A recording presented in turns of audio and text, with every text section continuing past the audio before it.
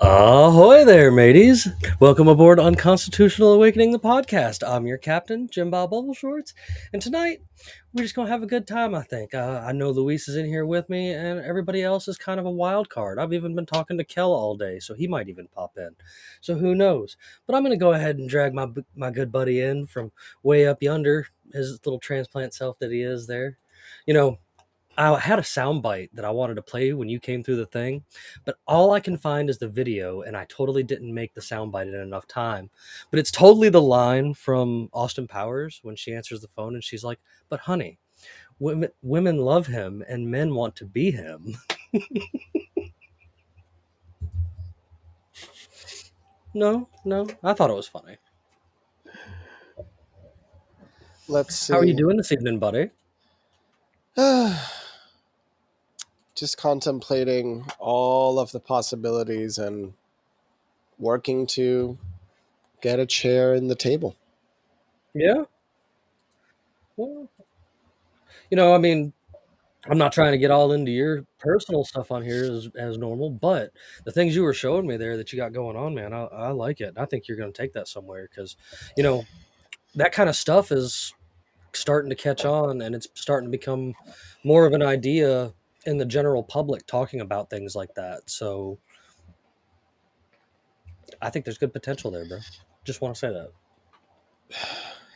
We are living in this transition point, and more people are realizing the earth is not flat. The joke is nobody thought the earth was flat, you ignorant people. Like, no, in the past people didn't think the earth was flat. They didn't think the earth was round. They just didn't think about that. They thought about survival, life, Yes. their neighbors, Yes. their Absolutely. cousins, the land, the work, the food. The next generation that they're raising. Yeah. Guess what? They had other things to worry about.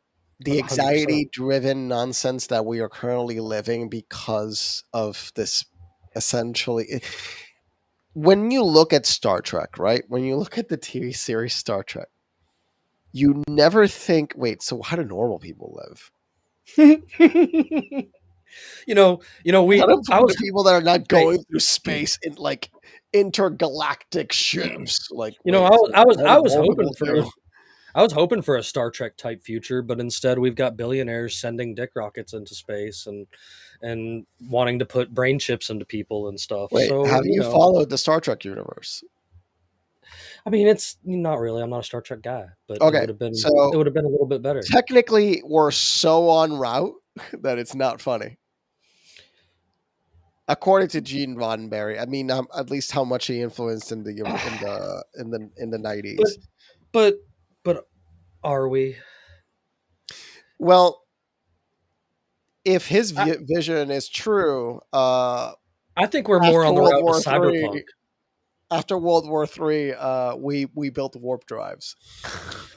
I think we're more on the way to cyberpunk 2037 or whatever. That's LA.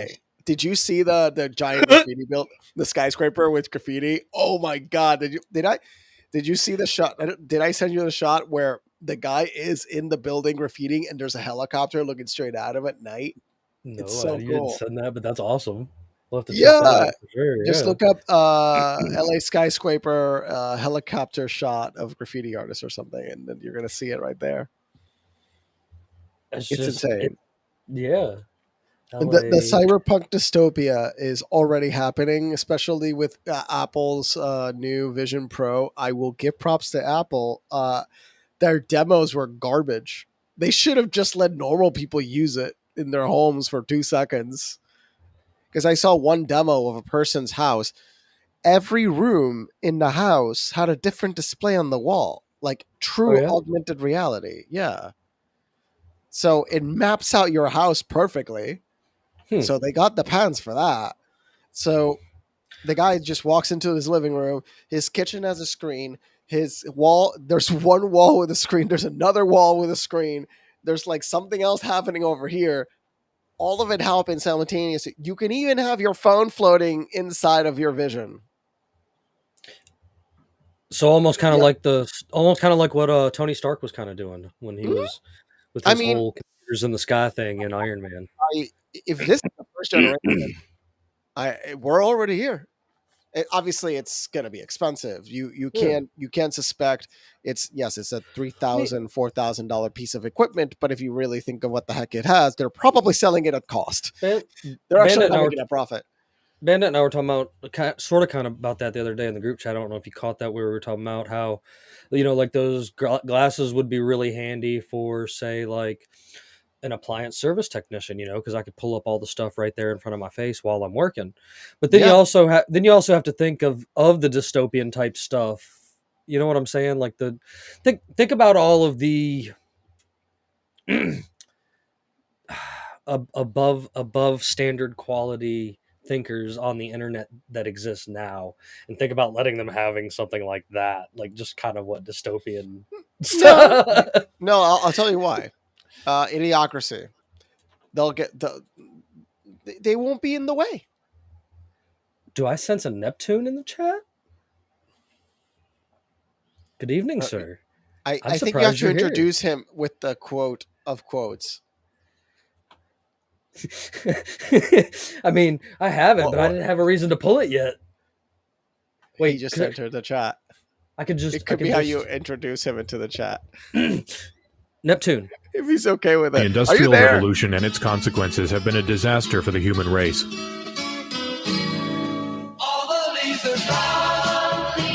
Welcome, Neptune. We're glad that you could have joined us this evening. I'm actually surprised. He said he probably wasn't going to make it because he's out there working hard, man. This dude's all over the place. Like, no, we cannot hear you, Neptune. I can see you texting me. I do not have any sound from you, though. And it looks like you're clear on my end. So if you have to re-log in, it's totally understandable. I got a bunch of new sounds, so you guys. That one, No Agenda uses that one. Who? Well, they have a crazy soundboard. That's our R2D2. Soundboard is like a mega index. Yeah, but yeah, it's mine is too. Anything at the tips of my fingers on the internet, I can throw on the soundboard. It's called Voice Mod. It's free, and I have to rotate it out because you only have so many slots unless you want to pay for it. And I'm cheap, so why would I spend money on it? Can you hear us now, Neptune? Nope. Nope. We're not connecting to a Neptune sound. He might just be here. He said he can hear his mic, but his mic is in the toaster bath. But what I'll say with the technological elements in the evolution of where we're going, right? We have to hit this weird point where it will be a collective separation of classes, but it's the transhumanist and everybody else. How many will be transhumanist is the bigger question. And where's that spectrum? Is it going to turn into like 3, 4, 5 variables? Like, is it going to be not just Flintstones Jetsons, but like some people's in between and extremes of those? Yeah. So the Flintstones, I see it as more humans with special robots that have designated functions, but they have no social, no internet, but they have utilitarian technologies. It makes sense. What is the Flintstones but the freezing of time, the freezing of technology at just the right point? Isn't that a brilliant social framework? So Cold War era Cuba? I mean, the Cubans would agree. Probably. It's like before Castro destroyed everything 5 minutes later. No, because Castro made things well, and then he destroyed them. Like, he fixed things, and then he broke things. Yeah, but this is coming from a Cuban. I mean, basically. I'm just saying, though, like it was like everything was good, and then everything sucked right after. It was Russian money essentially that was propping everything up.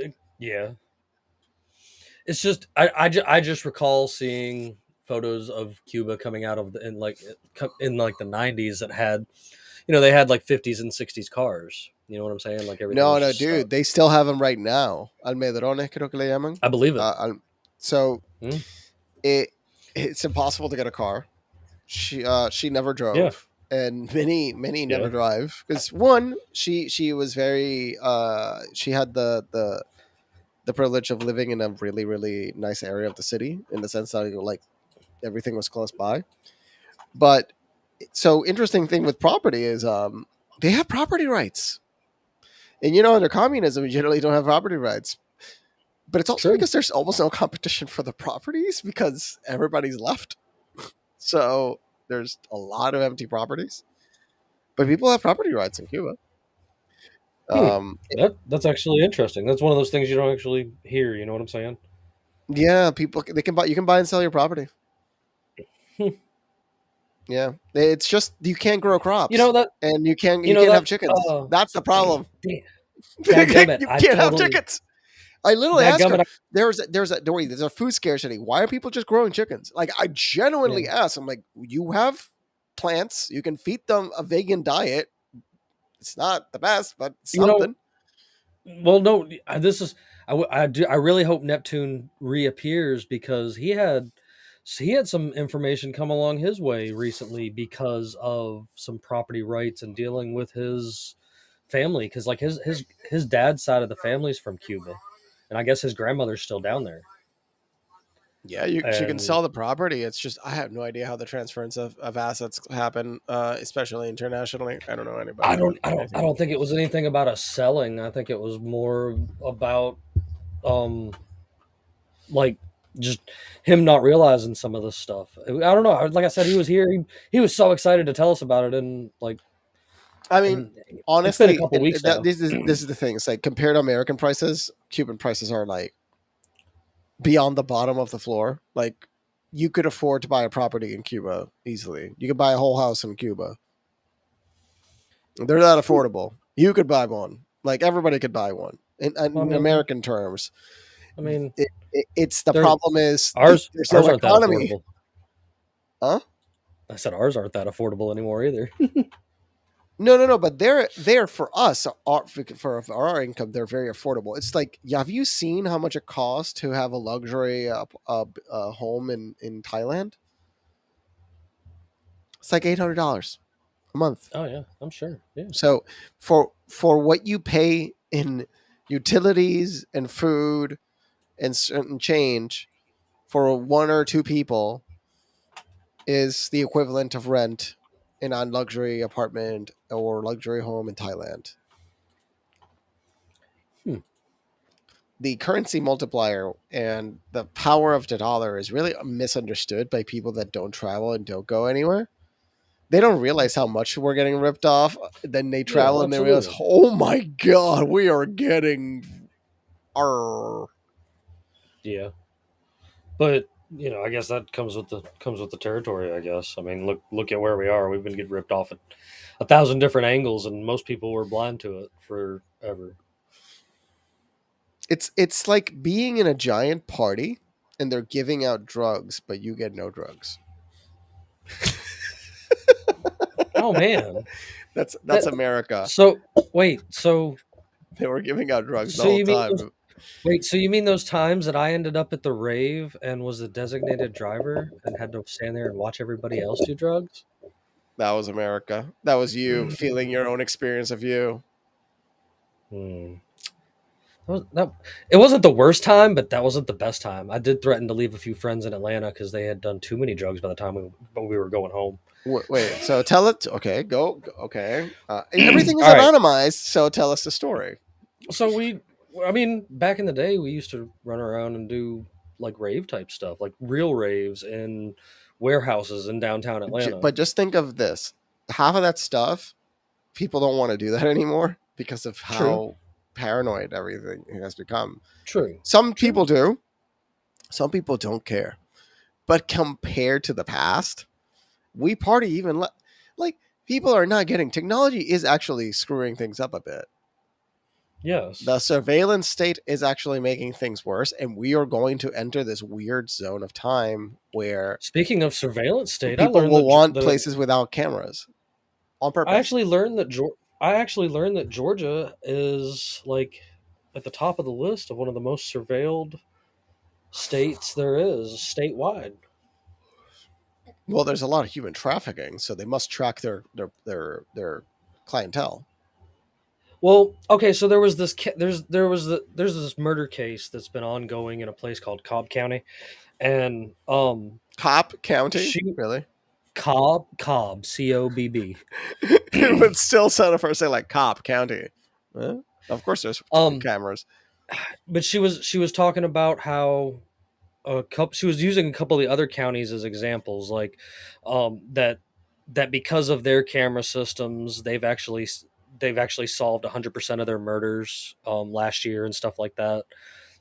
And which, you know, that's the only time I'll give a cop some kind of admiral pat on the back, is y'all actually figured out something for once. But like she was going into this county and attacking this county because I guess it's one of the most surveilled counties in the place, and they still can't figure out like some kind of murder case. So let me say something terrible about that. I would want to see China's data, like on a city that's run ethically, on a sector of sure. Let's say Shenzhen or Beijing or Guangxing. There's a couple of new big cities. I'd like to see how effective is it when it's properly enforced, not dubiously enforced. What's the effect? What is the effect? I know used against people, but used for people. Like, I want to understand the use case used for people. You want it to be used for people. Yeah, not against them. The problem is it's used against them. So we're trying this one more time. And I heard ladies and gentlemen, we welcome back. Ladies and gentlemen, we welcome back our good buddy Neptune. The Industrial Revolution and its consequences have been a disaster for the human race. How are you doing this evening, buddy? I was going to say, yeah, you can reintroduce me with that this time if you want. Greetings from cold country, Pennsylvania, where I am freezing my fucking nuts off presently. Oh, you're close by. Just close the window. Close the window. What are you doing with the window open? I don't even have the window open. It is just unfathomably cold. Colder than I like 26 degrees at the moment. Wait,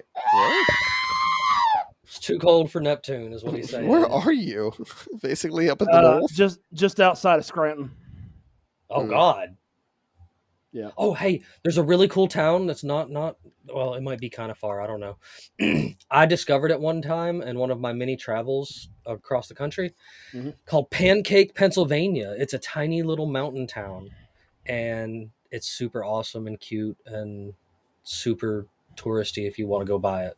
It's literally on Highway 19, the same Highway 19 that runs through Georgia. I'll have to try to find this place, I guess. You're like, damn it, Jimmy. Yeah. No, I'm doing fine, man. It's just been a busy couple of weeks. I'll be back in my normal rotation next week for sure. But just been on the road. I've been all up and down. If you're passing by, why don't you drop off for a second? I'd like to see. I'm going to see everybody before I send JimBob at this point. I want to see if I can see your existence. I've never seen you in person. I don't know if you're AI. Well, funny story. That's why your software's broken. That's why you keep showing just that image, because your software's broken. System. Yeah, you can only talk. No compute.exe. No, I was actually thinking about taking a detour, Jimmy, over to Connecticut for a couple of days. My plans got rerouted, but I was still going to try to drop in on Jason. Well, at least, man, that I would have loved for a picture of that if you popped in on that young man. That's one of my early internet proteges. That he showed up on one of my pages praising Trump, and within 2 weeks we had him going like full hardcore, just nihilistic anarchist unintentionally. He's a good kid. I love that dude. He is. As long as people stop thinking of the left and right paradigm, you've done something. That's it. Yes. Look, yes. We just hope you just question enough and make your own decisions for yourself, but don't think that those two parties are in your favor. This is a perfect segue, actually. I actually wanted to catch up on something I caught the tail end of. Yeah. Before I dropped out. Good evening, Isaiah. Thanks for popping in. About the class system. Yeah. I heard you mention something about that, Luis. And its inevitable collapse. Well, but this thing is, what if the Flintstones, for example, is a representation of the idealistic technological minimum? Enough for you to live in the context of only in the enough context of technology to provide basic necessities and live a fulfilling life. right. what is the perfect mix? Because we are at cyborg. I'm a cyborg. You're a cyborg. We're all cyborgs. This is our extension system. We're cyborgs already. We're here. We're in cyborgs. The question is, where do But we it's not draw the permanent, line on what is acceptable use of technology versus what should not be acceptable? We are interacting with computers right now. Yes. Hi. Sure. We are inside of the machine right now. Just think it from the perspective. You're inside of a machine right now, being transmitted across the ocean, the skies, through wires in the ocean, through wires in the ocean to go through Yemen. I feel like the Matrix films were onto something with the concept of Deus Ex Machina in what would eventually become the reality of how we interact with technology. Like, you mean the story? I mean the Deus Ex games. No, I'm referring to the Matrix, and it's the Matrix films, the Machine God, and basically how we interface with technology. It didn't start with the Matrix. Obviously, 2001: A Space Odyssey is as far back as I can think of, like cinema making references to artificial intelligence and what that would look like in the future. And it feels like we have. It almost feels like we've come full circle. We've entered into the age of we're no longer interfacing with virtual intelligence. We're on the precipice of interacting with true artificial intelligence. It feels like it's not that far away. The research into AI has come a long way, certainly in the last 10 years. Well, and, there's definitely ethical. I hold ethical issues against AI research.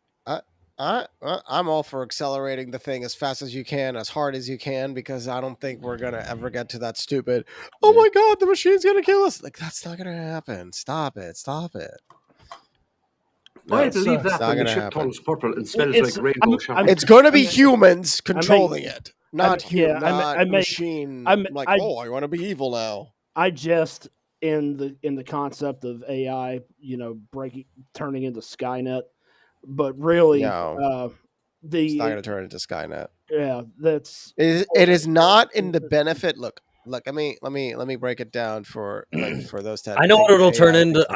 I know what it'll turn into before it turns into Skynet.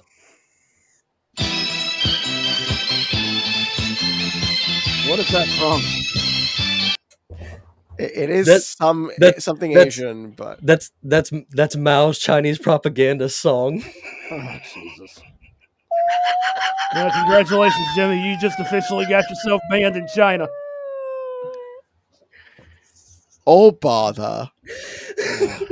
Assuming I didn't already calling COVID Winnie the flu. Multiple times. Oh, no. I told my friends, like, I might not be able to enter China. I'm like, why? You're welcome, Bandit. I just want you to know you're welcome, Bandit. I told you I'd do it. Isaiah has an interesting comment there talking about how AI would facilitate education, and ChatGPT is essentially doing that in some ways already. And it's going to be great. So, like, if I wanted my kid one day, because right now it's garbage, but if I want my kid, like, hopefully in a few years, and have my own private LLM that's censored. So generally, if it goes off the wall, it'll just reset. Like, there'll be a separate AI that's just watching the AI, like, live. So it's watching the speech. So this is the future, really, how it's going to actually work. You're going to have different interpreters speaking to each other and then auto-correcting each other as separate minds. So you'll have mind A and mind B. Mind A is the outward expression system. Mind B is the sub-filter of the expression. So you have this expression is focused on one dynamic, and this expression is focused on a separate dynamic of interaction. One is looking up an individual, and the other is looking at the reference value. But it's looking at it not from a finite capacity, but an expanded capacity that comes from LLMs. Okay. So that I think came out right. Yeah, no, I mean it made sense. But that's to me. kind of how the future of these machines are going to go. There's there's not going to be any super single mind. It's going to be like we are.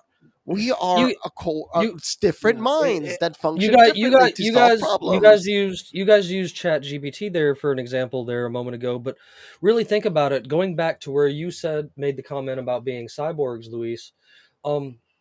Think about how many of us, me included, that turn directly to YouTube to figure out how to do something. Yeah, I tell people all the time. I would literally tell somebody today, go on YouTube, write this. And the thing is, it's incredible how people don't know how to use search. And I tell people all the time, it's like, do you not know the power of search? And there are questions I can ask you. I know I can answer people's questions but faster, but still. Sure. Well, you know what's funnier? Knowing the answer ChatGPT is going to give. That's the best thing to do. It's like, it's going to tell you this. Well, even in service work, like with me, like doing appliance service and stuff like that, sometimes I run across something that either A, the text sheet is long gone, or B, it didn't have one to begin with. Bro, the best part is you can take a photo of the back of the device and it'll tell you, oh, it's this thing, potentially. Yep, exactly. If you know how to use this phone, you either take the photo of that or find where the serial number is and take the photo of that and throw it in there and look up this stuff. And it'll give you all the information that you need to sit there and figure it out and troubleshoot it yourself, just like an actual tech would. It accelerates the tech support 1,000-fold. 1,000%. It keeps me from having to call the office and ask questions. Also, only I've seen that it's halfway decent is eBay visual search. Oh, that's a good one. Put some money in actually making it work. So I appreciate it actually works. So if you want to find a value in something, that's actually how my boss man finds parts for refrigerators and stuff that they don't make anymore, is using eBay and using a parts search like that. So for a while, real story, NASA had to buy parts for the space shuttles through eBay. Yeah, I can see that. Because it's people don't understand. The space shuttles are 1970s tech. They upgraded it to, I think, to the early 2000s tech recently, but they were 1970s tech for decades. Interesting. Well, a few moments ago, you guys were talking about the polarizing of left and right, and I totally had a thing on there.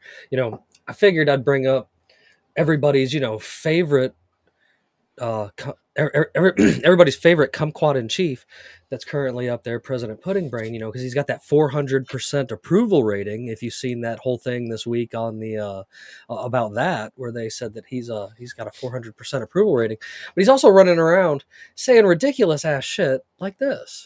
This is Nick. Hey, Nick. This is Nick with buddy. Now look, my Marine carries that. It has a code to blow up the world. That doesn't. This is not nuclear weapons, is it? All right, okay. He's against the camera. By the way, you think I'm kidding? They start creating up. I love how he just passively talks about the nuclear football. What did Pudding Brains just say? You heard exactly what he just said. He said exactly what you think he just said. No. I can barely understand. He said something nuclear. He to put it in a roundabout way, he basically said that he has a Marine with a code word that will blow up the world. About 100 plus million people don't vote. The majority of the country is no vote. I actually Isaiah, the answer is the majority of the country no vote. We don't, and that's the thing. If I'll voted, say this, it would win over. No, that's what I'm saying. I say this every single year. I got it. All right. I don't agree with National Public Radio for most things. However, for polls, they are pretty well on the nose. 400%? 400%? No, it's 30. It's 35%. 80 million Americans did not vote in 2020. Yes, so actually, that was something I was bringing. I was getting to. Is I brought this up since the last presidential one and the Jimmy, one. if you want to pull that up, but absolutely, the past two presidential elections. One of the things that I pound into people's head and I will bring up over and over and over again is the fact that if voting actually worked, if voting actually went the way they claim voting actually goes, then no one at all would be president because the majority of the country said, fuck this shit. This is ridiculous and I'm not taking part in it.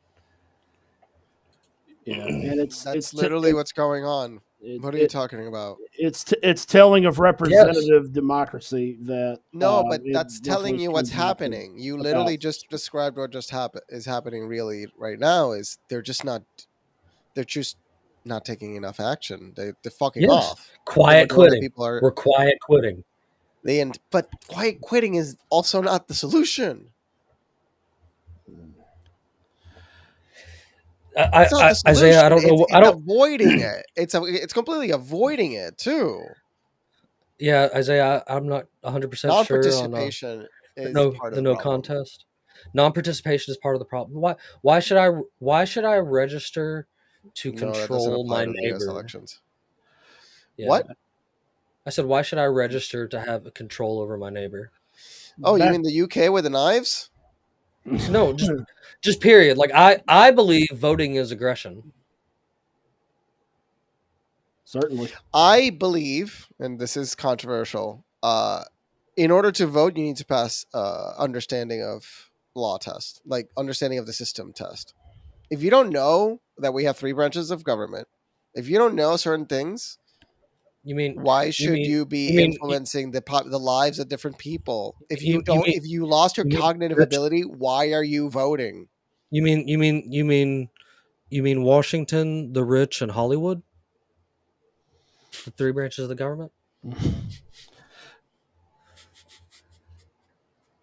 Actually, that's good. That's good. That's a good one. So, to Isaiah's point, back when I still kind of sort of believed in this nonsense before I got off the train and just stopped caring, the reality for me was that it always seemed like there was broken because, the fact that... Oh, we don't live in a democracy. We live in a republic. Hilarious. Representative democracy, for whatever you want to call it, I don't care. Republic. It does not make one damn bit of difference to me. The thing that always got me is Washington did. You cannot run a deadlock on a presidential election the way that you can call runoffs on state elections, gubernatorial. The thing with the president, that's weird is they had more power. He relinquished it on purpose because he knew it was not a good idea. Referring to Washington? Yeah. That's what I heard, but I don't remember how much of that was true. It is in some ways, but he's also directly responsible for the Whiskey Rebellion. So fuck. I was about to say, do you mean the tyrant Washington that just wanted to be king and tax whiskey? Yeah, I mean, still for whatever he did do, pretty much. Nice opinion, unfortunately, get bent, but I don't know. I digress. There's a lot that can be taken away from how fundamentally flawed the electoral system is. And Luis, in theory, I would absolutely agree. People should understand that we have a judicial, a legislative, and an executive branch of government.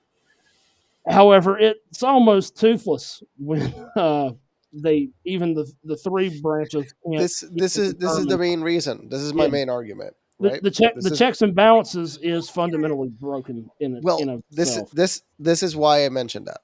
It's because we are reaching that minimum point where every single citizen has the access to an education, housing, and all this. Yep. Now, yes, there are problems along this route, and it's not perfect, and it could be fixed. It requires us to take further action. But in the future, this would be better. Because the majority of the people that want to stay ignorant can just not influence the system because they're just in it for themselves. And removing them from the pool of options is important. So it's not strict. It's based off the ability to make an executive choice for yourself and for your community. If you cognitively have an issue, then no, you shouldn't have a magical opinion on something. No. This is where you. It doesn't matter what race you are, what age you are, but if you can think for yourself, why should you think for others? It is the active power play of ultra smart individuals in politics saying, we're going to virtue signal you into your own slavery. Give everybody the option to vote. Give the dead a power to vote, and then the idiots will vote and control. Yeah. I know how many voted last in 2020. I wonder how many millions of dead people voted. Damn, those graveyards are popping. They are. It's just voter harvesting of the dead. I don't see. I don't. The idea of one large, gigantic federal government trying to blanket such a diverse country, not only from culture, but to the land from coast to coast, is insanity. I think a lot of the issue we're seeing now, and I don't want to even open a can of worms with the fucking Texas dumpster fire going on right now, is that whole situation is showing, if nothing else, that in practice it's hard to rule by committee, because Texas is essentially not complying with the federal mandates of Border Patrol. Correct. Well, I mean, not just that, but I mean, that is a straw that will snap, I think, and I say this knowing that every state, as you mentioned, like no two states are the same, and they're it is. I feel like it has always been impossible for Washington D.C. to properly govern the entire U.S. Like even the local representatives, they're so fucking disconnected from their communities. Correct. They don't have a clue what the hell is going on. Well, what is it? Macron had a $60,000 watch, and while he was in an interview, he just hid it from. At one point, somebody told us, "Yo, you have a $60,000 watch on. Could you take that crap off?" You're so disconnected from reality. And another thing you have is you have why people lose faith and trust. I've noticed around in Georgia myself, a lot of your local, like whatever you call them, the city, the city or the county committee kind of deal, like you're talking about almost. Yeah. Per the look, like I have seen people that use their money and power to get into those positions to make sure that they can help in the rezoning and the redoing of this, that, and the other for their benefit. I will call out a company point fucking blank. I don't care. Like there's this company that was started in the 70s here in Georgia called McLeroy. And we're going to start talking about special taxing districts, Jimmy? Do we want to go into how corrupt I'm not trying to go into that, but that is the kind of stuff I'm talking about right there. Dude, Disney? You know exactly what I'm talking about. Florida. And Disney's the mega example. Disney basically is this old country. And so this family, these three brothers, are on county committees in multiple counties, and basically run this whole region. Like they've even got deals with the county government to do roads and shit, bro. This is how big they've gotten. It makes me sick to my stomach because and watching them destroy history. Yeah, they set up. That's what makes me mad. Yeah. Dude, the guys that build roads in New York, those people are making a fortune because they're doing nothing all day. I'm talking about these. This is a realty company, and this realty company is buys up everything that they can. That owns it. I've delivered a few appliances to their house, and it's Cargile's their house. His house floats on a lake. The oldest brother. How does it float? Don't know. But you can't drive to it. You have to walk on a bridge to get to it. I mean, that means it's just the property's as big as the land it's on.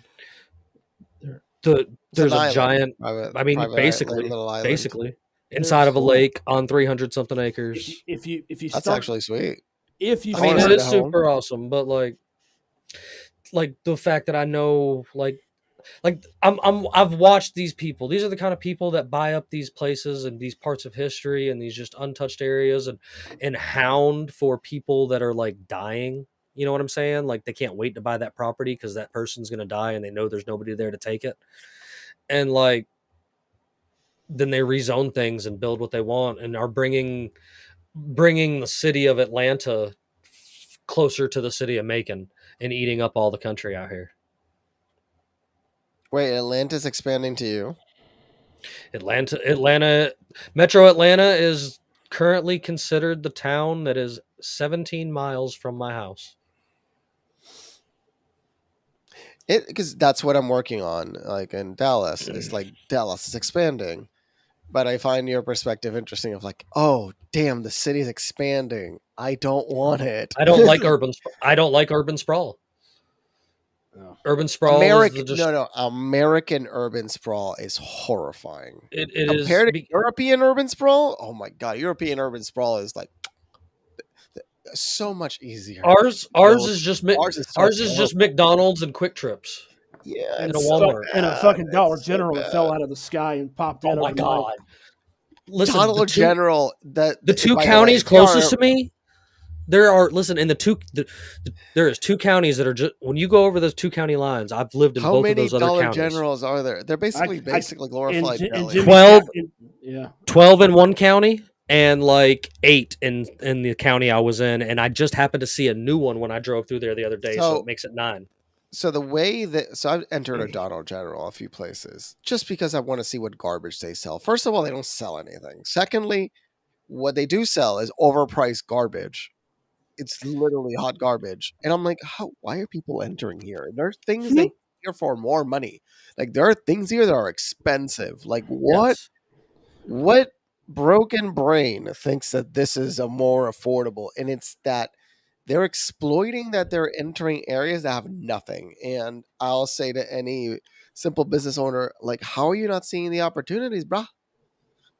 It's everywhere. It's all over the country. There are tons of places that small markets would make good money. And that's what Dollar General does. They only have 2 employees at a given location in rural areas. Yeah, I'll send you guys the economics of that company. Pretty smart.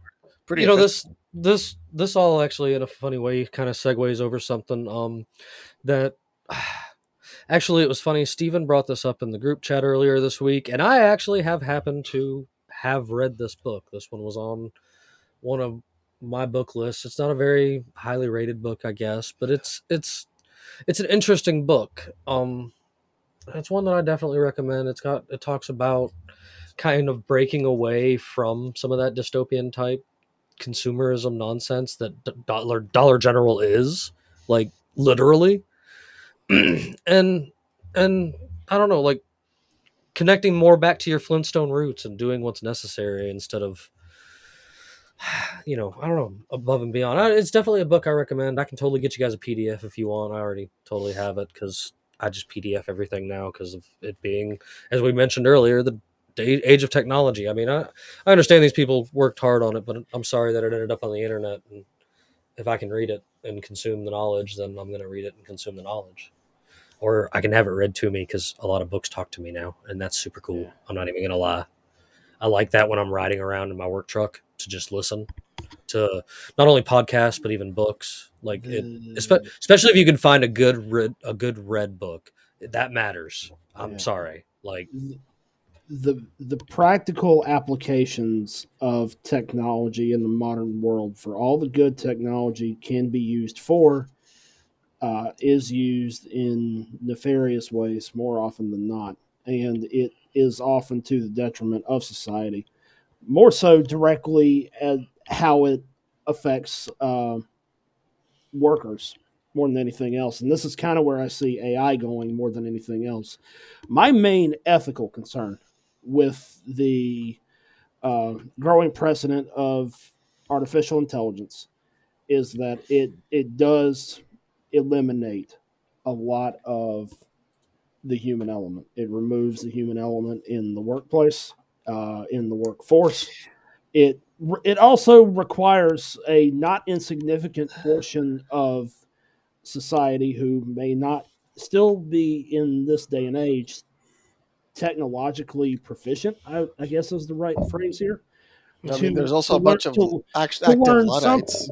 to learn something that they could do to support these systems, and it will. And I'm going to say this, being an IT professional of 20 years, will only seek to dilute the IT sector further than it already is, because a lot of the jobs in practical applications are going to be replaced by automation, and there obviously will come a need for new jobs which will support that automation. That you need application technicians, support engineers, things like that. As you develop those, you dilute the quality of you're driving wages further down. It is going to have the complete opposite effect as inflation continues to spiral away.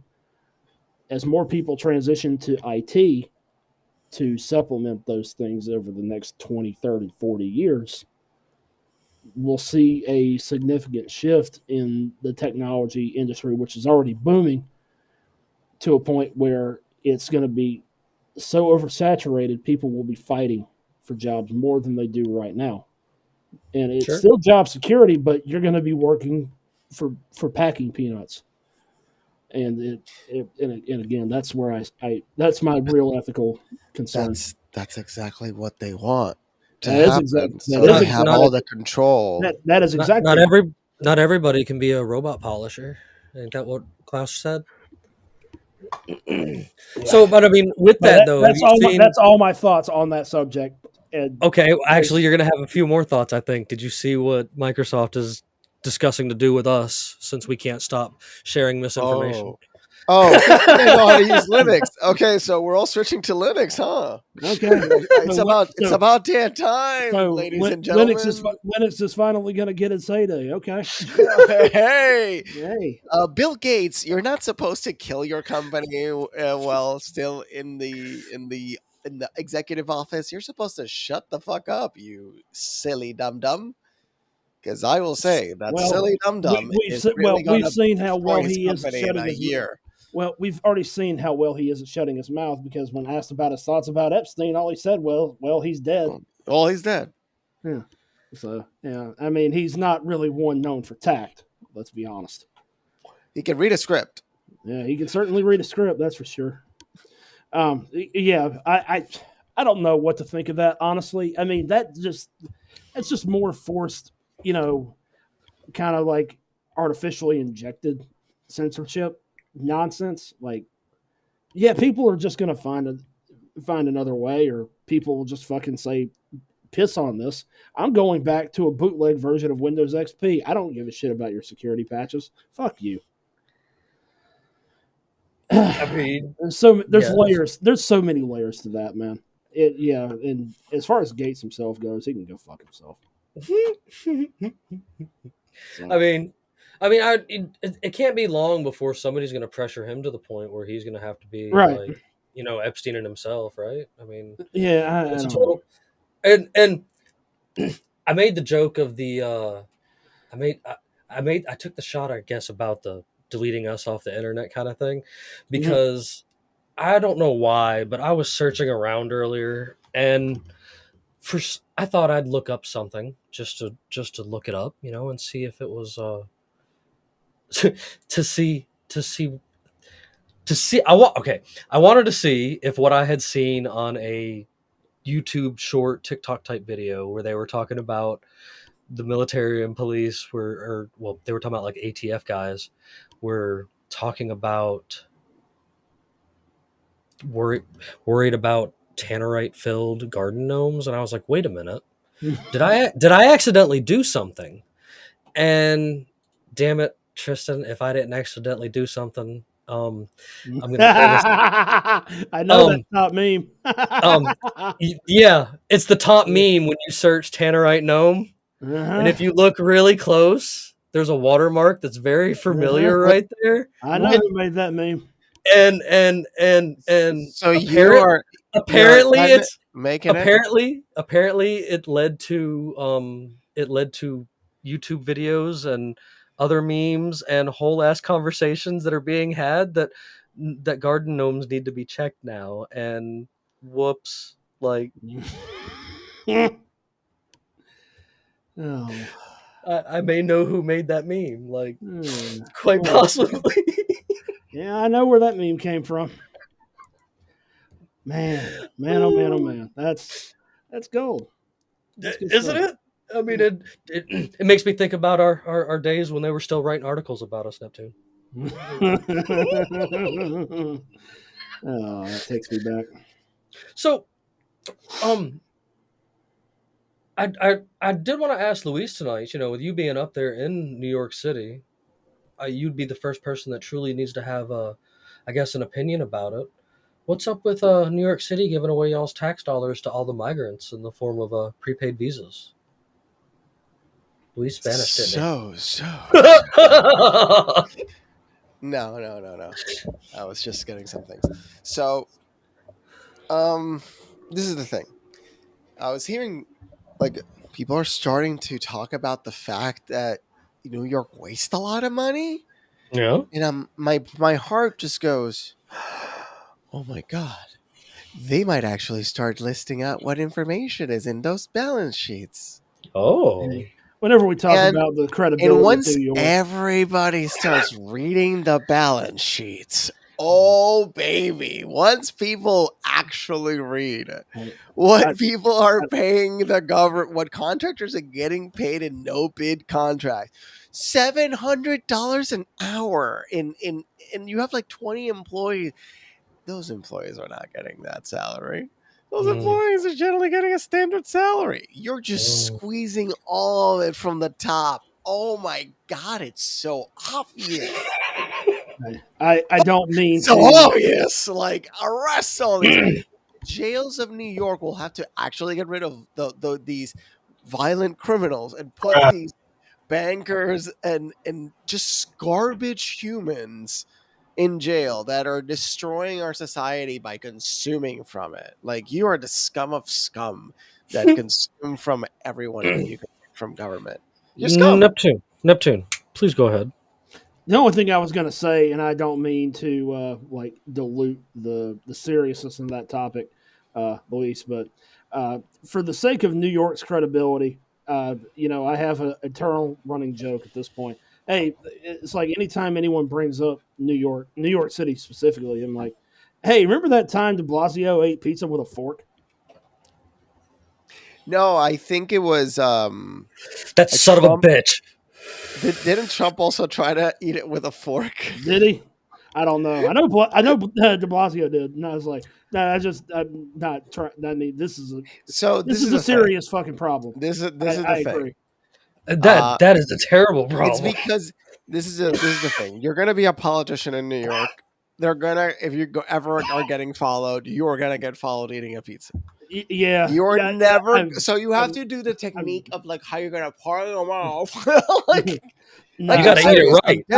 I don't mean to. You gotta angle yourself right when you're eating pizza because cameras are flashing. I don't mean to make stupid jokes. I know what's. But that's New York's corruption is ridiculously serious. Dude, the Clownio was so bad at his job that many times he had no awareness of what was happening. Yeah.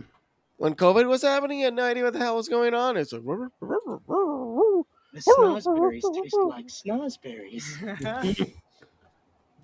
I forgot like we're actually living in idiocracy sometimes, guys. Yes. Oh, yeah. I mean, Crocs are a publicly traded company. Of course we are. Crocs. The Industrial Revolution and its consequences have been a disaster for the human race. I am not a fan of Crocs. I can't believe that's a thing. And I have friends. Listen, I have friends that go all out. my Croc AI is Dude, cleaning my crotch right now. I have friends that get the Croc accessories and print them on their 3D printer. A buddy of mine has it. It's a whole the fucking thing, which fins I'm and like, shit and flames. I'm just like, why, dude? Like, you realize I'm making fun of you all of the time, right? Like, every time I see you, even if you're not here, I'm totally making fun of you because I know you wear Crocs. And this goes out to all 6 of you that I know wearing Crocs on a day-to-day basis. Like, guys, get some shoes. Have you seen JimBob's boots? He just is a boot wearer. He is a Southerner, after all. Oh man, listen, I used to do combat boots. That part of you is South. Listen, I used to do I'm talking the combat boots that come up almost like halfway up your calf. And then on accident, I discovered the work cowboy boots. Like they never really appealed to me, but me and my stepfather wear the same size. Me and my stepfather wear the same size boot, and are they comfortable? He didn't like them, and so I tried them on, and ever since then, I've bought multiple pairs. I love these things. They hug my feet right. Like I can rock them all the time. That doesn't bother me. I rock them in shorts. They're great. I can get almost 2 years out of a pair. But are they comfortable? That's it. Yes. Oh man, I need comfortable boots. Where are they all hiding? And if you get the Justin ones and you register them, go ahead and buy 2 pair. And the only reason I say this is because when you wear the tread off the bottom of them, you have lifetime fixing. You can send them to Justin's and they will completely resole your boots and send them back to you. Lifetime boots. Hard to argue with that. Hard to argue with that. They cost a little bit more. Like they're not cheap, but lifetime boots. Yeah, the question is always with boots. I just need to get the measurements right for the foot. Yes, you absolutely need to get because I take a weird size. Dude, they started like 130. That's not bad at all. They do depending on which ones. No, they're $500 boots here, but yes, there are some expensive. They're but I love they have range. The last pair I bought were 175. Like, oh my god, I am falling in love with this website. These are great designs. They have so many. Yeah, dude, I've got a whole ass store up the road from here. Well, not really up the road. It's a little bit of ways. I'm sure Neptune has actually seen signs for it. It's in Locust Grove. It's called Horsetown, and they have every boot you could possibly imagine in that place, and you could go in there and try them on and stuff like that. But here's where my problem is I learned that my tiny size is very similar to a lot of the Latin people that live in this area. And my size boot, being a weird, unique size boot, is totally just happens to be the size that all these dudes wear too. And it is a bitch to find my boots. Oh, because they're sold out. Yes, because this little weird 7D size boot that I wear. 7D. So what's the okay? That's what in regular shoes I wear a 9, but in these they're like a 7D to fit properly, and that it's like a width measurement because I got like Fred Flintstone feet. That's actually good. You want this flat, big, wide feet. You don't want the other way around. And apparently, so that this is what every Mexican dude in the state of Georgia has too, because it is a son of a bitch to find my fucking boots because they are always sold out of my size. I always have to go in there and place an order and wait the week for them to come in, like have them or because if I go in there looking for them, I'm not going to find them because they're sold out every time. And we live in a very high blue collar construction area, and there's a lot of Spanish folks here. So they're my favorites, to be real with you. I love going to party with some Spanish folks. We are slowly taking over your country, bro. It's okay. I'm okay with it. I love tacos, and y'all got awesome music, and yeah, It's cool with me. But the joke is like people say, "Oh, America's not being invaded." I'm like, America's welcoming the invasion with open arms like this. Absolutely, dude. There's a Like New Mexican restaurant just opened last week, bro. Like this is how much that's happening around Americans will asimilar al español y se van a adaptar a darse cuenta que al fin del día este va a ser el lenguaje de su futuro y si no comprenden que indirectamente los españoles ganaron a través de la transición de poderes, pues aunque España es una son unos colonialistas de que son unos racistas, pero pues los españoles los más racistas. All right, hi. So, did you understand a word I just said? Bits and pieces. All right, so just, start learning. Your kids need to start learning. I need to talk to your kids in Spanish. Okay, I need to talk to your kids in Spanish. Your kids better be knowing Spanish then. The neighbor kids talk to them in Spanish. Good. Yeah. Like get Spanish. Your kids need to know Spanish because it's going to be absolutely. Really good for them. Sure. Yeah. Okay. I know enough to get around the construction site and to eat. Okay, pero tus hijos tienen que saber más que tú. I figure that's probably the most that I need. And then of course you should learn more with time too, but your kids already by the time they're like 16, they're like can speak at least fully. I picked up on when they're making fun of me. I've learned most of those words and that's okay. Tell us when they make fun of me. When they call me a pinche gringo. Pinche gringo. This is a particular type of Mexican. I mean, I've always been called. I've heard all the good slang, but this is the thing. It's like you're a nice guy, so I don't really see why anybody would say anything about you because they meet you in 5 seconds. They'll be like, "Oh."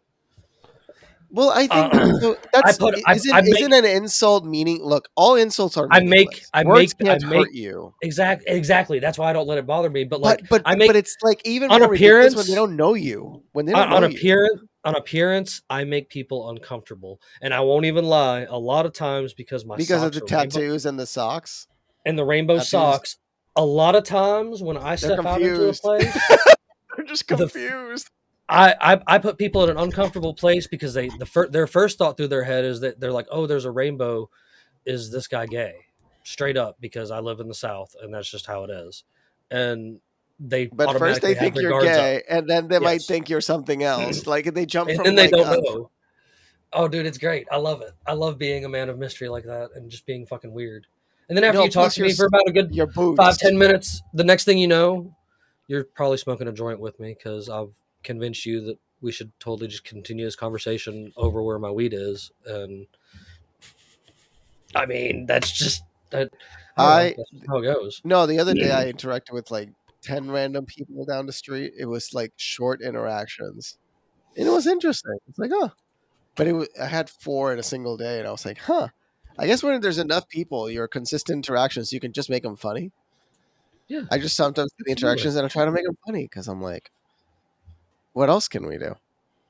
Just make them funny. That's a great question, actually, because I had a good question I wanted to ask whoever showed up tonight. And, you guys watching along, especially you, Isaiah, since you've been keeping up all night, you're welcome to answer as well, too. So I want to know why STDs, NickleBack, and Cockroaches are better than the ATF.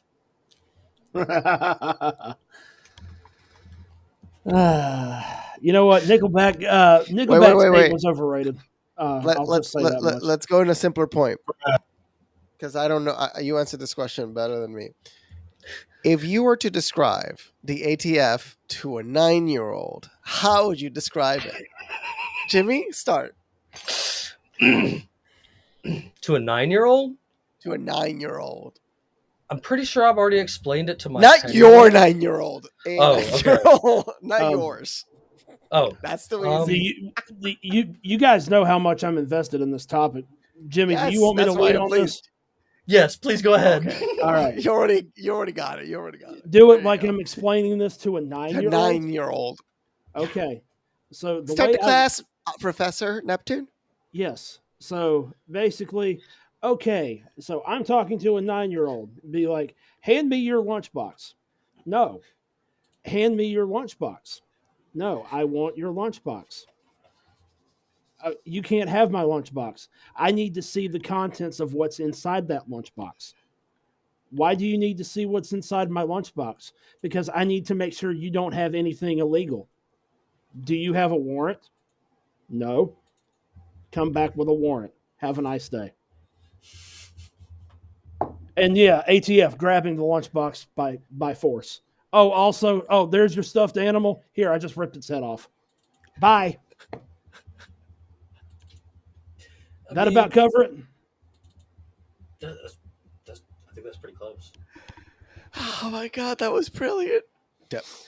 Trust me, I thought about that one in my head. That was perfect. I had to channel my inner Ron Swanson to do that one right because I remember that was art. That was art. Yeah. You just did. I knew it would come out. You just did something. I'm gonna have to clip that. Yes, I'm gonna clip that was beautiful. that from the show, and that's gonna be one of right my clips now. this week. Like, I'm marking this right now in the time at 107 so that I can come back here and find this and make sure I cut this exact clip out because no, there's a few clips we got from here, especially just introducing Neptune. Yeah, baby. Yeah. Groovy, baby. I don't have too many things else to say about ATF tonight. I have some other things to talk about sometime in the next couple of weeks. We have we have a different priority item I need to get you guys some information on that I messed up on. It's no worries. I understand work, bro. Waxed on that. The one thing that we all said from the moment we started is family and life first. Like that's why there's so many of you. That's why you rotate around. That's why I don't miss you when you're gone. I just make fun of you. But I do have I do have some other things that we should talk about here in the next couple of weeks regarding what the ATF is doing, and then really more than just the ATF, federal agencies and the amount of power that they have in a general sense is a good topic to talk about, and it kind of goes into what I mentioned about Texas earlier with the arguments between the state National Guard and Border Patrol. Right now, with that whole thing up in the air the way it is, sure, which is interesting. So there is something you could put your 2 cents on, and maybe Luis, you as well. That is kind of another uprising that's been going on. Have you seen that? Basically, all of Europe's farmers from every country, just about, has said, "No, fuck your little green idea. We can't keep going with your nonsense." And it's quite beautiful. I am loving it. Every time I see a French fire, it warms my heart ever so much. Same. Dumping. I am on the side of the farmers every single day. I always will. And in the U.S., we have our own huge amount of problems. We need the farmers to start coming together here too. Yes. If we didn't have the problem with identity politics that we have, as you guys were talking about when I jumped on. That would probably be less of an issue, and I bet the farmers would actually be willing to revolt. But with that being said, yes, the Netherlands, France. I got the whole list. We got Netherlands, Scotland, France, Germany, Poland, Belgium, Lithuania, Romania, Italy, Greece, Spain, and Portugal. This is the World Economic Forum's influence. Like in action, people are like, they don't have any influence. They're literally telling you the script. Freaking listen. Apocalyptically based, and I'm here for it. Every time I see fertilizer or just literal horse shit, over the government buildings, entrances everywhere. Just keep it moving. Like, guys, just keep doing what you're doing. Absolutely. Did you remember when the trash people were aligning with the government, with the protesters? Okay, in Paris, I believe there was a time where there was a garbage company strike. The garbage pickup wasn't being done on purpose. To this day, I still remember the firefighter strike in Paris against the GIGN and the local police, and the freaking firefighter who was willing to set himself on fire just to prove a point. Those videos were amazing, and those firefighters proved that they're way more badass than any cop that ever to exist. I'm just saying. It's just America could learn a lot from what's going on in Europe right now as far as how to really organize a demonstrated revolt. Like I know I give France a lot of shit, but sometimes I feel like they never forgot their roots for wanting to behead corrupt politicians. Yeah, they're just not doing it right. But they're there just was like there's an imbalance in the structure. But there was a time they cornered the market on that. Like you Sure. did something stupid, drag your ass out in the street and get in the gallows. You're Oh no, I mean the guillotine is one of the most brilliant of inventions, because when they are being used to cut up some cantaloupes, we need to make sure the salad that's made right after is nice and sweet so everybody can enjoy it. You know, back in the day, I love that. Back in the day after the wars, there's popular ones that are talked about, and there's a couple small ones if you actually do some digging.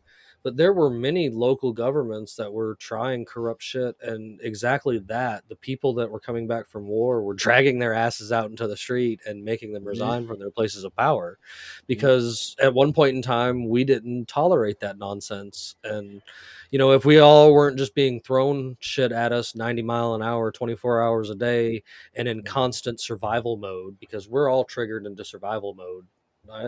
I truly believe, maybe we'd probably do the same, but most of us are just so focused on making sure we have our day to day and such like that. That's why we're quiet quitting the government, because we just don't give a fuck what Putin brain's doing. Honestly, I feel like the reason that can't get America unified, at least at this time, behind any one solution is people are marked by fear of the unknown, and that constant need to have what we've been conditioned to believe is normal. Yep. That there is great amount of cognitive dissonance that brackets our society. 100%. I don't disagree. You know what I mean? And there's controversy everywhere, regardless of what side you're looking at. And they're just going to focus on what they want to focus on, right? Because their side painted that color or whatever. Yep. You know what I mean? Like there's so many people out there that won't take the time out of their day to check out that Tucker Carlson Putin interview, because they're going to be biased right off the back just because it's Tucker Carlson. That's the thing, is like it could have been just a puppet, honestly. Sure. Absolutely. And that would have been really beautiful to contemplate. It's like, wait, like if I had Tucker's money, I would have made a cartoon of me interviewing the president. Like I would simul broadcast like a cartoon, altering the voice, and then basically it's like a cartoon version, so it bypasses the system's like initial filtration. So like, you will censor this to the point you'll censor the cartoon version. Oh, okay. So you really don't want to make people listen. By censoring them, you actually bring upon this weird situation of like, you're showing your cards. Why are you censoring it? What are you afraid of? Yeah. Oh no. He, but not just that. Like he started his own. I seen this week that he started his own like news network and stuff like this. And people aren't. I got a hilarious Twitch comment because it is on the Phantom Pain. Oh my god! I'm gonna. Okay. I have no idea. It's the answer. It just came on like that. I have no idea. I have to check in my settings. I have no idea. Thank you for that interesting point. You're still there. That is so funny. Why can't I see my own stream? The guy's running with it. Part of the lore. Nice. I love part of the lore. Oh, that's living the script of Metal Gear Solid 2? Anyone who follows Metal Gear Solid 2. If you follow Metal Gear Solid far enough down the rabbit hole, you're eventually going to hit a crossroads here. What do you mean? We're already there. Yeah, like Metal Gear helped me get to where I am in life today. It allowed me to understand. Hideo Kojima is an artist of artists. Like, he's one of the best artists in this field of video games. Absolutely. Yeah. He is No literally argument there, will man. be Dude, remembered as one of the pioneers of video game narratives. Have you unlocked Snake yet in Fortnite? I've unlocked both skins, bro. Like, I've been playing the crap out of it with my son so that we can get it unlocked. The wife's an even bigger fan of Metal Gear Solid than I am, and yes, she grinded to get Snake. I can't wait for this movie. Wait, what movie? Are they making a Metal Gear movie? Ooh. Oh yeah, there is. They are. I'm looking this up. Are they? I mean, he okay. So why? It is hilarious. We're in the Metal Gear Solid category. I mean, no, but I have never promoted this part. We're taking a right turn right now. Oscar Isaac's going to be in it, and Hideo Kojima is writing it.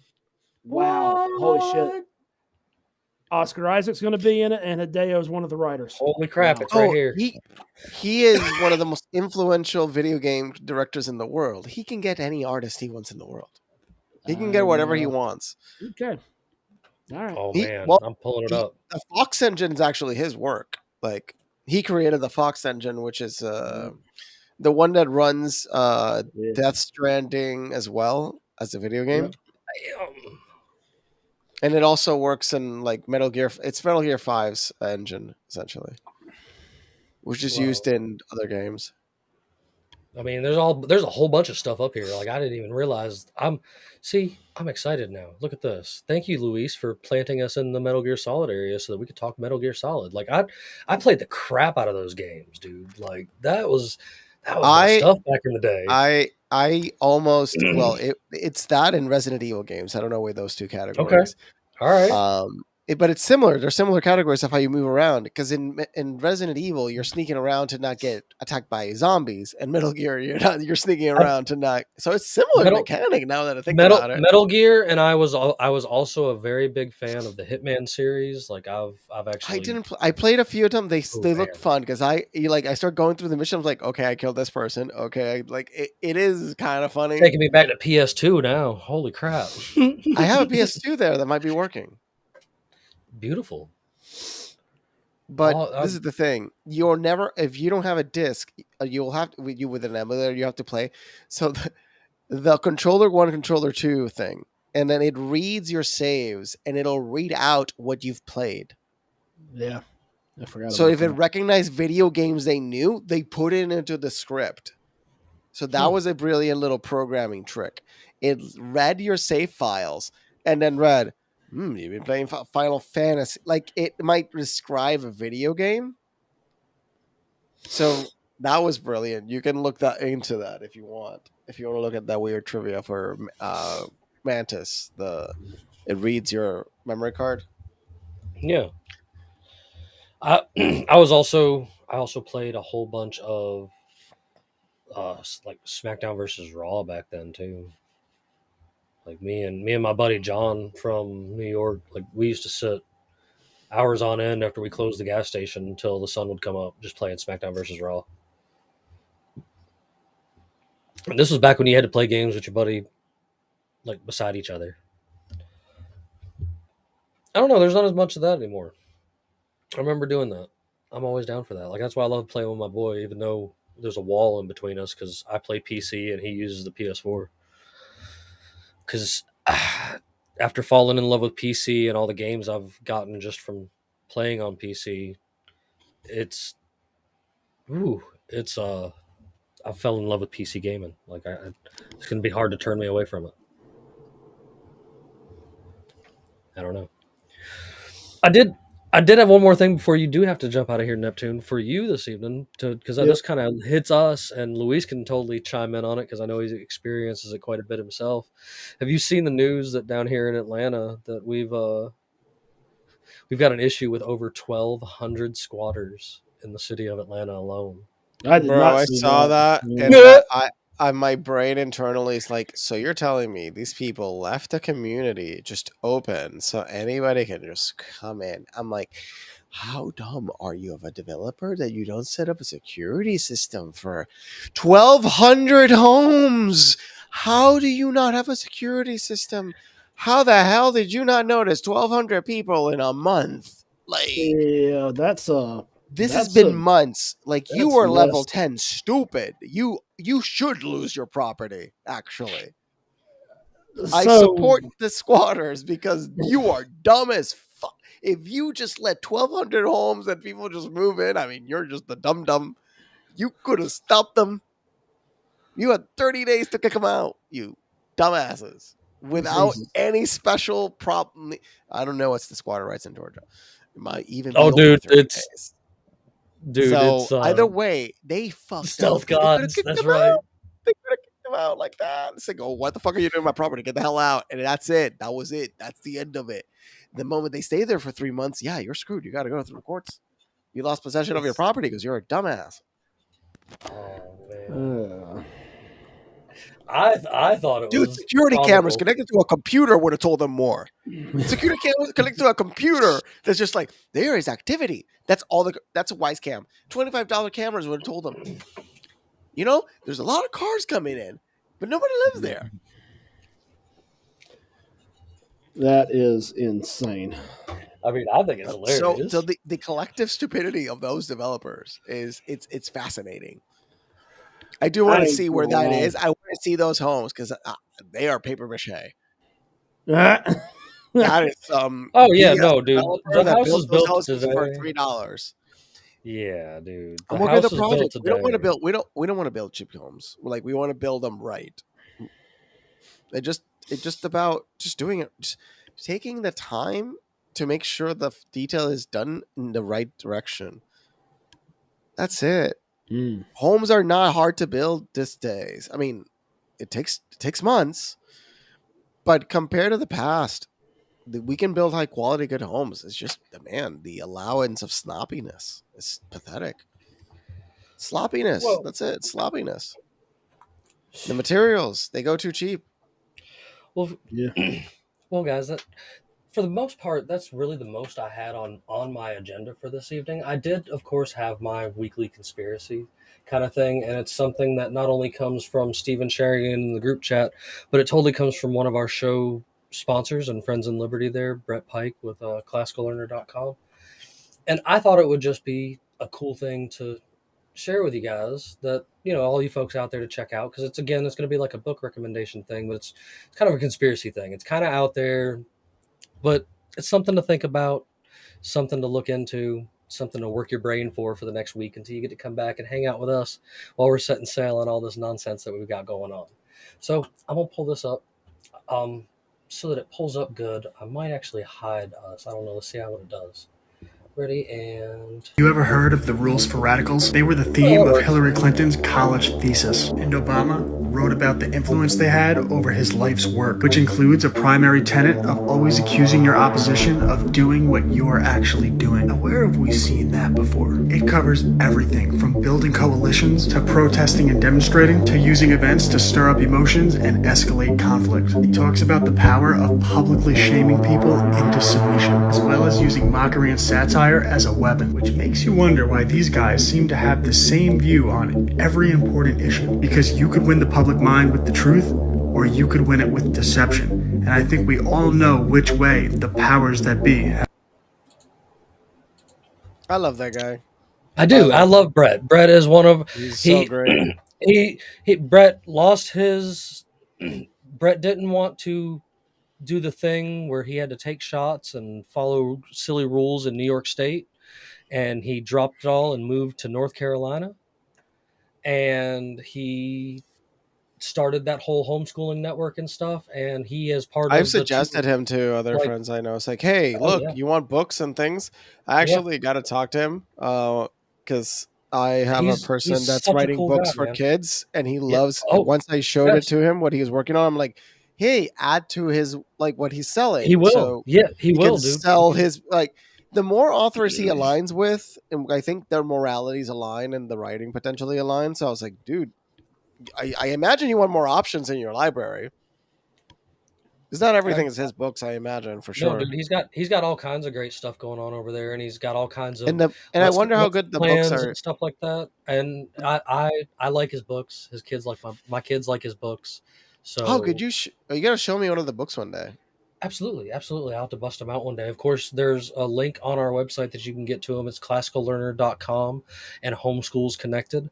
And he's the author of the Cubs to Bears books. And they're similar to the ones that those other guys do that are real famous with the Babylon Bee. They got real big because they're like they teamed up with the Babylon Bee. I can't think of their name, honestly, because they don't like me because I say markets, not capitalism, and they can't comprehend that because they've never read that book and don't understand that concept and haven't actually talked to the author like I have here on the show 2 times and, got a good explanation of even his perspective of it and such like that. Like it's something I recommend for everybody. I know we've recommended a lot of books tonight.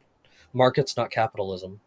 No, I've not. Why haven't I heard that book? Weird. Oh, it's a great book. I totally recommend that book because there's I'm a reading difference. now The Richest Man from Babylon or something. There's like a difference. Now, of course, there's 2 of you tonight. Yeah, so we're gonna run this. We're gonna run this. I just caught the message. Louis, Okay. check. Oh God, no. Yes, again, because there's enough of us here tonight to play everyone's favorite game, Pirates Against Humanity, before we close out for the evening. I have sent you guys a stack of answer cards each, and of course tonight you've got yourself a blank card so you can fill it in however you'd like to fill it in, if that's what it comes to. I have got my awesome Cards Against Humanity everything box, and I am just going to randomly draw question cards, and I have sent you guys randomly picked answer cards from the internet's Cards Against Humanity automatic drawer because I did not take the time to pull out questions for you tonight or answers for you tonight and take pictures. So if you guys are ready, it's time to run the first card out of my box. I'm good. Go for it. What's big, sweaty, and fantastic?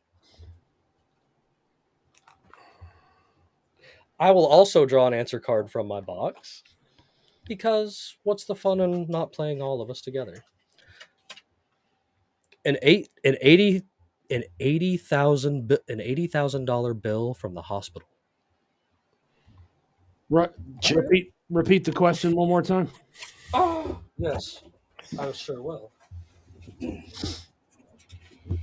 Dropped it. I said, "What's big, sweaty, and fantastic?" A bunch of men effing mannequins. A jackhammer Jesus dildo. Okay, I think Luis wins that one. Jesus Christ. 100%. All right. I don't know, Jimmy. I gotta give Luis that one personally. Luis gets that one, and Obsolete Banana TTV over there on Twitch totally agrees. So Luis gets that one. All right, so the next card that I've drawn happens to be a 2-parter. It says, "I'm blank, you're blank, let's party." So 2 cards. 1 and 2. See, I'm drawing mine at random. You guys actually got cards to look at. I think it makes it funner. All right, could repeat it again? I got it, I think, and it's going to be terrible. I am with my answers so that you guys can get ready for yours. It says, "I'm whatever master desires. You're the 10th largest man from my village. Let's party." Repeat the whole question again. I'm blank. You're blank. Let's party. Okay. I'm robot with human feces and old Greg.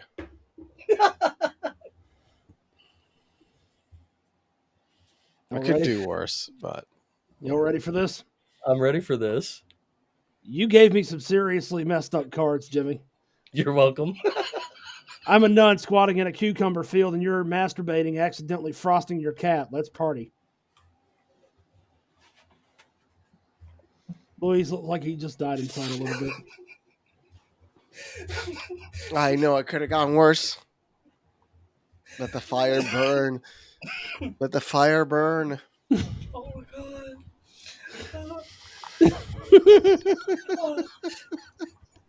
Obsolete Banana says we got a tie with Neptune and JimBob. Wild response. I mean, I think that's the way of playing it at random. All right, those were the two most janky cards ever. I don't know how that worked. All right, next one will be a custom one, and it's one I've actually used personally before. Maybe, depending on. No worries. Maybe. Join our peaceful community. We eat grapes. We live in tents. We enjoy blank together. Watching an orphanage burn. Oh, fuck. China's first World AIDS Day masturbation contest. Killing God. Jesus Christ. All three of these were demented. Fucking hell. Jesus Christ.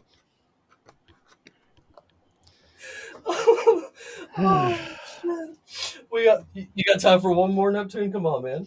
Let me get one more out of here. This has been a good one. Yeah, I'm hoping to be able to make my custom card with the blank. So yeah, send me. How am I, the card czar, going to die?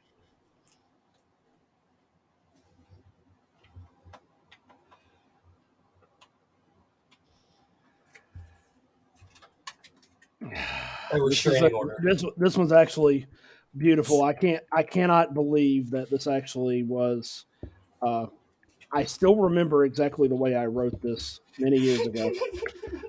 But Jimmy, no offense will be intended. When y'all are ready, save mine for last, please. All right. Mine is bath salt fueled zombie outbreak of 2012, but now it's 2027. Oh, shit. I'm just correcting the card. It's the wrong year. The outbreak is in 2027. Great. All right. So I've got that to look forward to in a couple of years. Yeah, you know. What you got for yourself, Jim? I said that a restraining order. A restraining order? Restraining order? Apparently a restraining order is going to kill me. All right. Jimmy, read your question back one more time just to make sure this actually makes sense. How am I, the card czar, going to die? Banging a fat chick while listening to Heavy Lifting by Blake Shelton. Hey, man, are you spying on me?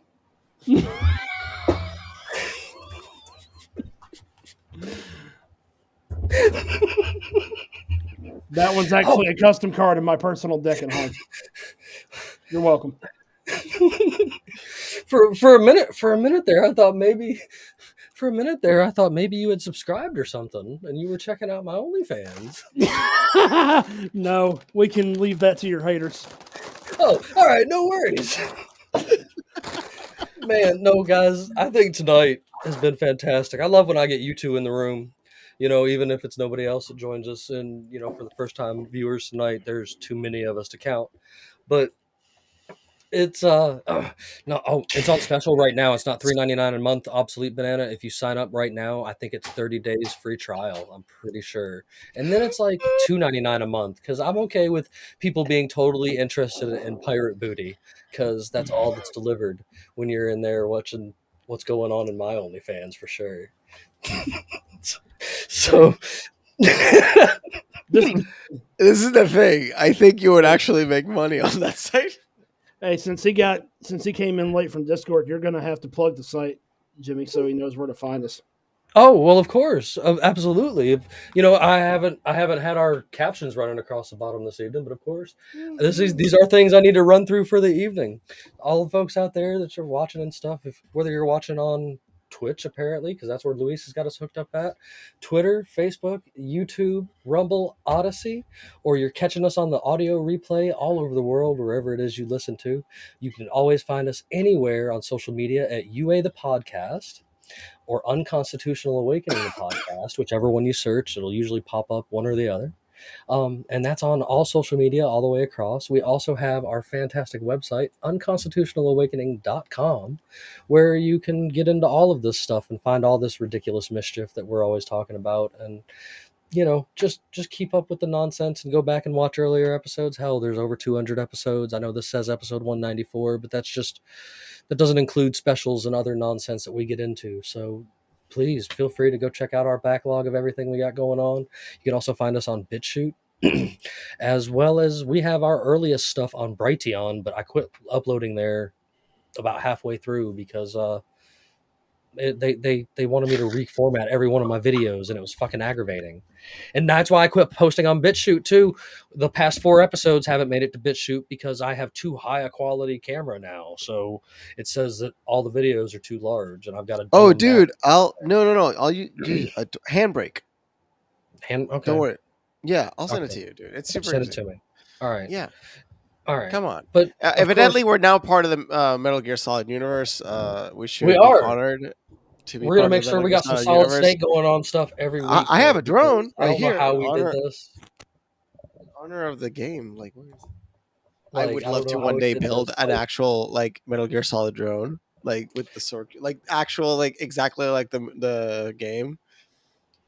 And I do put a gun on it too, because it'll be cool, like a BB gun. Do make sure while you're over there at unconstitutionalawakening.com, you check out our friends in Liberty, like the guy we were talking about a little bit earlier with our conspiracy of the week, Brett Pike.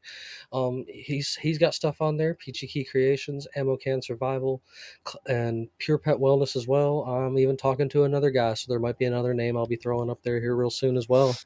Go check these folks out, man. They're all offering great alternatives to the status quo and the nonsense that we're fed day to day. Even Kirk with his gold sales and such, man. Y'all just make sure y'all check all of that stuff out. Also find the links to get you some sweet UA merch. There's all kinds of cool stuff that's got our flag on it, our pirate symbol and stuff that you guys seen on the opening this evening. I've been trying to share that more. Neptune actually created that. He did a really good job and sent me a whole bunch of different ones, and I've got them saved, and I just use them for different things. They're tied into some of our animations, and I used it as like a bat signal tonight because I thought that was pretty fucking cool. So you can keep up with all of that stuff over at unconstitutionalawakening.com or any of our social medias.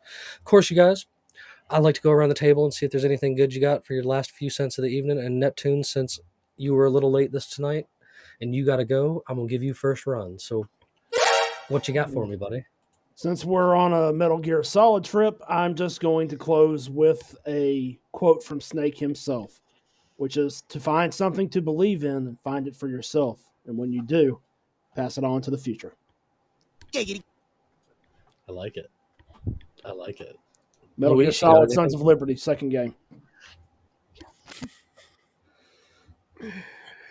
That game has influenced a lot of how I see the world. So I will say that if you've never experienced those games, just play the first one. First of all, it'll help you learn what DARPA is. Because I love they expose DARPA, like they explain it, and I'm like, anybody in the military would not need to explain any of that to the other person. But the exposition is very good because it allows person that doesn't understand what it is to understand, Black Pentagon projects, the hundreds of billions of dollars that we're spending that we're not telling people that we're spending. And where do you think the $6 trillion came from for the war in Iraq and Afghanistan?